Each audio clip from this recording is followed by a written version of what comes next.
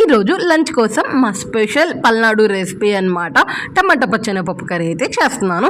అసలు పెళ్లి భోజనాలు, బంతి భోజనాలు అంటే చాలు ఖచ్చితంగా టమాటా పచ్చెనపప్పు కర్రీ ఉండాల్సింది. దాంతోపాటు ఆలు కర్రీ కూడా ఉండాల్సింది. ఇప్పుడు బంతి భోజనాలు అంటే ఎక్కడైనా కానీ అయితే పన్నీర్ కర్రీ, లేదంటే ఆలు కర్రీ, లేదా వంకాయ మసాలా కర్రీ పెడుతున్నారనమాట.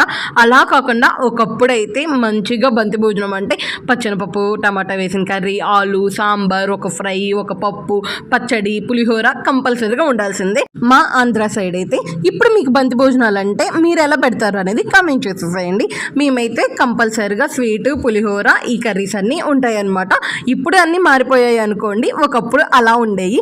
మా పల్నాడు స్పెషల్ అనమాట ఈ పచ్చెనపప్పు కర్రీ. మీరు ఎప్పుడైనా చేస్తారా లేదా కామెంట్ చేసేసేయండి.